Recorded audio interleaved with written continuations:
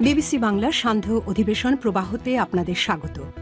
আজ আপনাদের সাথে লন্ডন স্টুডিও থেকে আছি মানসী বড়ুয়া। ইন্নালিল্লাহ। তৃতীয় বিশ্বযুদ্ধ ছড়িয়ে পড়েছে। ইরানের হামলায় ইহুদিবাদী ইসরায়েলেরা জাহান্নাম দেখছে। ইহুদিবাদী ইসরায়েলিদের ধরে ধরে শেষ করে দেয়া হচ্ছে, তামা করে দেয়া হচ্ছে মিসাইল হামলা করে। ইহুদিবাদীরা কল্পনা করতে পারেনি যে তাদেরকে কিভাবে শিক্ষা দেবে ইরান এমনভাবে শিক্ষা দিচ্ছে যে ইহুদিবাদী ইসরায়েলের সবকিছু তছনছ হয়ে যাচ্ছে, সবকিছু একদম ধ্বংসের দ্বারপ্রান্তে চলে এসেছে।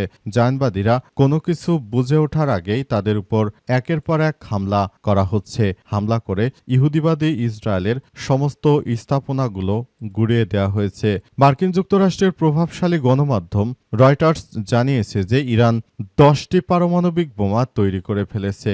এখন আর ভয় নেই, এখন ইহুদিবাদীদের একদম ধ্বংস করে দেয়া যাবে, ইহুদিবাদীদের একদম শেষ করে দেয়া যাবে। চলছে হামলার পর হামলা।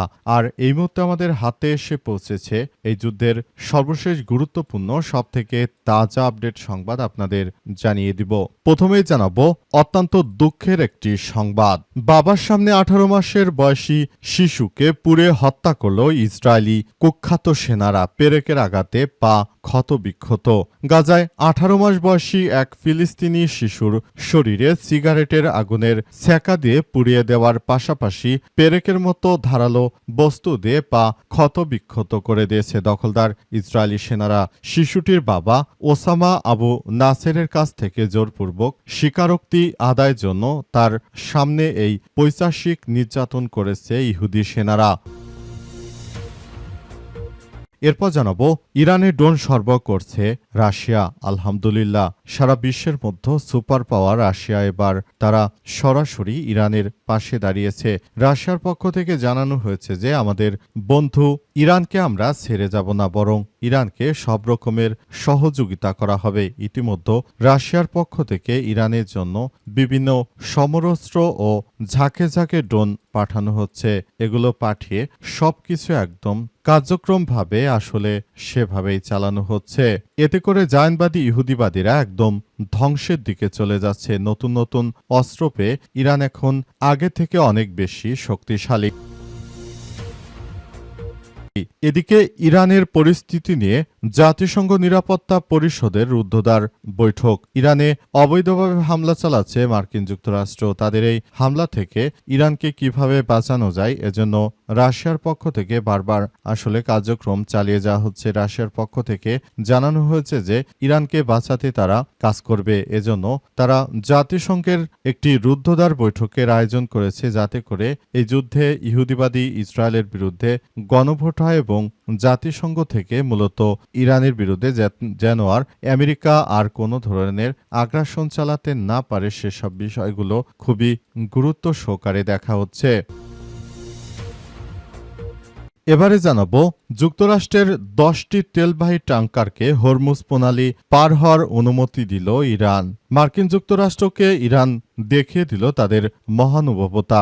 কোনোভাবে ইহুদিবাদী ইসরায়েলও যুক্তরাষ্ট্রের মতো এমন সন্ত্রাসী নয় মুসলিমরা। এবার যুদ্ধের মধ্যে মার্কিন যুক্তরাষ্ট্রের অনেক শক্তিশালী 10টি তেলের ট্যাঙ্ক ছেড়ে দিয়েছে ইরান জানিয়েছে যে আমরা মহানুভব কেমন চাই সে বিষয়টি ইহুদি খ্রিস্টানরা দেখতে পারো, কারণ তোমাদের মতো আমরা নেমক হারাম নই। আমরা মুসলিমরা, আমরা আল্লাহর নিয়মকানুন মেনে চলি। আমরা কখনো ইহুদিবাদী ইসরায়েল কিংবা যুক্তরাষ্ট্রের মতো এত নেমক হারাম নই। আমরা আলোচনার মধ্যে আক্রমণ করতাম না। তোমরা যেমন মুনাফিক, তোমাদের বিষয় পবিত্র কোরআন শরীফে যেভাবে আছে যে ইহুদি খ্রিস্টানরা হচ্ছে মুনাফিক, কিন্তু আমাদের ব্যাপারটি দেখো, মুসলিমরা কখনো আজ অব্দি পৃথিবীতে এমনভাবে নেমক হারামি করেনি যেটা ইহুদি খ্রিস্টানরা করেছে। যুক্তরাষ্ট্রের 10টি ট্যাঙ্কার ছেড়ে দিয়ে ইরান সেই মহানুভবতার পরিচয় দিয়েছে।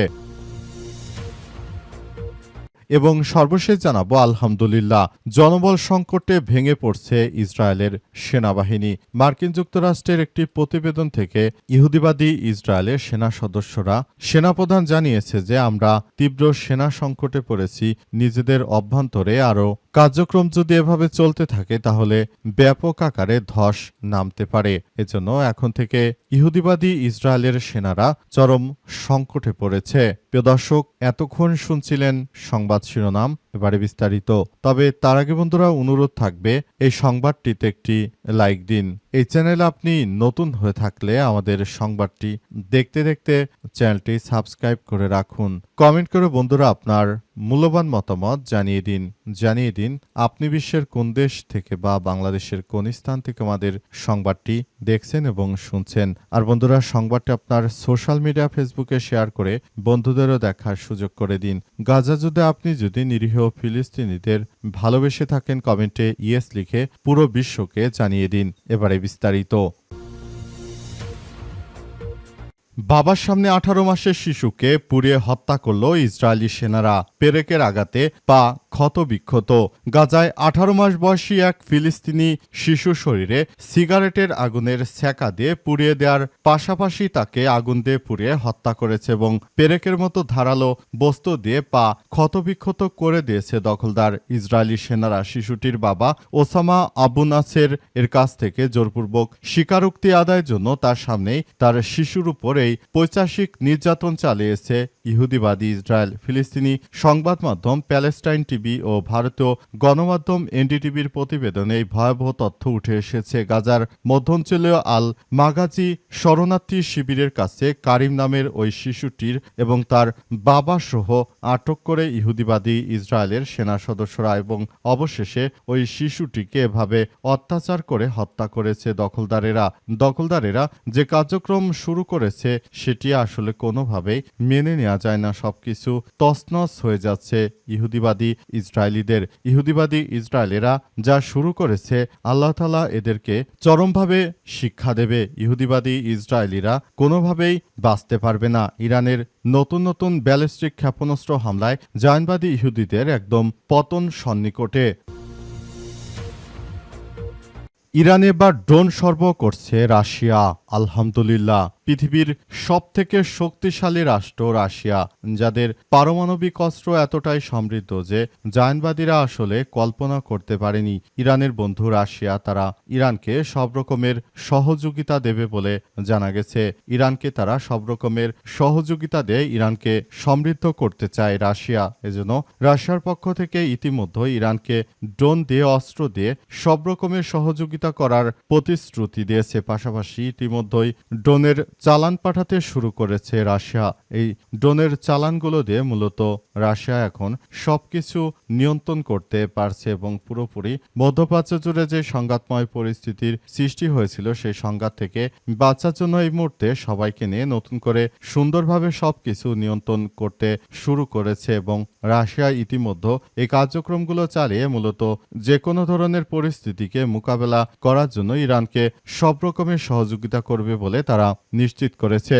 বড় ধরনের কার্যক্রম শুরু হয়েছে এবং ইহুদিবাদীদেরকে চরমভাবে ধুলাই দিতে শুরু করেছে ইরান এখন রাশিয়ার অস্ত্রে নিজেরা সুসজ্জিত এবং তারা রাশিয়ার অস্ত্র দিয়ে মূলত এই কার্যক্রমগুলো চালিয়ে যাচ্ছে। ইরান এমনভাবে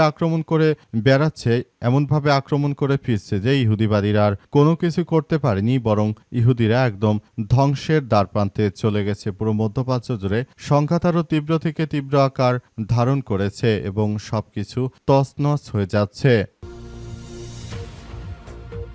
ইরান পরিস্থিতি নিয়ে জাতিসংঘ নিরাপত্তা পরিষদের রুদ্ধদ্বার বৈঠক। ইরানের বেসামরিক অবকাঠামোতে যুক্তরাষ্ট্র ও ইসরায়েলের সাম্প্রতিক সামরিক হামলার বিষয়ে আলোচনার লক্ষ্যে আজ জরুরি বৈঠকে বসেছে জাতিসংঘের নিরাপত্তা পরিষদ। নিউ ইয়র্কে সময় সকাল 10টায় এই বিশেষ পরামর্শমূলক সভাটি অনুষ্ঠিত হওয়ার কথা রয়েছে। আজ সেটি অনুষ্ঠিত হয়েছে। প্রতিবেদন অনুযায়ী দুইজন জাতিসংঘের কূটনৈতিক নিশ্চিত করেছেন যে ইরানে চলমান সংঘাত ও বেসামরিক স্থাপনায় ব্যাপক ক্ষয়ক্ষতির বিষয়টি গুরুত্বের সঙ্গে বিবেচনার জন্য রাশিয়ার পক্ষ থেকে এই বৈঠকের আহ্বান জানানো হয়েছে। বর্তমানে নিরাপত্তা পরিষদের আবর্তনশীল সভাপতিত্বের দায়িত্বে থাকা যুক্তরাষ্ট্র এই বৈঠকের সময়সূচি নির্ধারণ করেছে। আন্তর্জাতিক কূটনৈতিকরা মনে করছেন যে যুদ্ধের এই উত্তপ্ত পরিস্থিতির নিরাপত্তা পরিষদের এই গোপন বৈঠকটি মধ্যপ্রাচ্যে উত্তেজনা প্রশমনে বা কিছু নতুন সিদ্ধান্ত গ্রহণের ক্ষেত্রে অত্যন্ত তাৎপর্যপূর্ণ ও গুরুত্বপূর্ণ কার্যক্রম হয়ে উঠতে পারে। এই যুদ্ধ কিভাবে বন্ধ করা যায়, বিশ্ব নেতারা বিশেষ করে রাশিয়ার পক্ষ থেকে এবং চায়নার পক্ষ থেকে ইরানের পক্ষে কাজ করা হচ্ছে এবং বলা হচ্ছে যে এই কার্যক্রম চালিয়ে মূলত জায়নবাদী ইহুদিবাদীরা তারা কোনো কিছু অর্জন করতে পারবে না, কারণ তাদের এখন পতন চলে এসেছে। ইরানের আক্রমণ তীব্র থেকে তীব্র আকার ধারণ করেছে এবং মধ্যপ্রাচ্যে যে সংঘাতময় পরিস্থিতির সৃষ্টি হয়েছে জন্য ইহুদিবাদী ইসরায়েলকে কোনোভাবেই ছাড় দেওয়া হবে না বলে ইতিমধ্যে স্পষ্ট করেছে ইরান। যুক্তরাষ্ট্রের 10 তেলবাহী ট্যাংকারে হরমুজ পার হওয়ার অনুমতি দিল ইরান।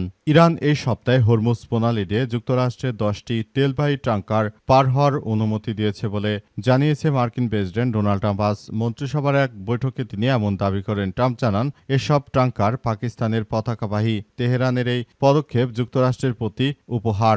গত মঙ্গলবার ট্রাম্প দাবি করেছিলেন তাকে দামি উপহার পাঠিয়েছে ইরান, তবে জনসম্মুখে আনেননি এই উপহার। ইরান বলছে তারা আলোচনার বিষয়কে আন্তরিক, সেটি প্রমাণেই 8টি জাহাজ হরমুজ প্রণালী পার হওয়ার অনুমতি দিচ্ছে দেশটি, যার 8টি বড় তেলের ট্যাংকার। পরে আরও 2টি জাহাজ পাঠায়, সবগুলোই পাকিস্তানের পতাকাবাহী নৌযান এবং সবগুলো মার্কিন যুক্তরাষ্ট্রকে তেল নিয়ে যাচ্ছিল বলে জানা গেছে এবং এই তেল নিয়ে যাওয়ার ফলে মূলত মার্কিন যুক্তরাষ্ট্র এবং দখলদার ইসরায়েলি বাহিনী তাদের মধ্যে বড় ধরনের ফারাকের সৃষ্টি করে দিল ইরান। কোনো ইহুদিবাদী ইসরায়েলের কোনো ট্যাঙ্ক মূলত আসতে পারবে না বা কোনো ট্যাঙ্কই পারাপার হতে পারবে না বলে ইরানের পক্ষ থেকে নিশ্চিত করা হয়েছে। শুধুমাত্র ইরানের বন্ধুপন্থী যেসব রাষ্ট্র রয়েছে যেমন বাংলাদেশ, ভারত, পাকিস্তান, চীন, রাশিয়া সহ যাদের ট্যাঙ্কার রয়েছে শুধুমাত্র এগুলোকে বিনা শর্তে তারা পারাপার হতে দেবে, কিন্তু অন্যান্য জাহাজে এগুলো আসলে পারাপার হতে দেবে না বলে নিশ্চিত করা হয়েছে এবং পুরোপুরি সবকিছু একদম ধ্বংসের দিকে চলে গেছে। পুরো মধ্যপ্রাচ্য জুড়ে যে সংঘাতময় পরিস্থিতি চলছে, যে জটিল আকার ধারণ করেছে, সবকিছুর জন্য জায়নবাদী ইহুদিবাদীরা দায়ী, সম্পূর্ণ দায়ী তারা। মূলত তাদের কারণে এই ধরনের আক্রমণাত্মক ঘটনার সৃষ্টি হয়েছে এবং জন্ম দিয়েছে। এখান থেকেই মূলত সবকিছু দেখভাল করতে হবে এবং ইহুদিবাদীদের চরমভাবে শিক্ষা দেবে ইরান। ইরানের পক্ষ থেকে আজ এসব কথাই জানানো হয়েছে যে ইহুদিবাদীদের কোনোভাবে ছাড় দেওয়া হবে না। পুরো মধ্যপ্রাচ্য জুড়ে সংঘাত আরও তীব্র থেকে তীব্র আকার ধারণ করেছে।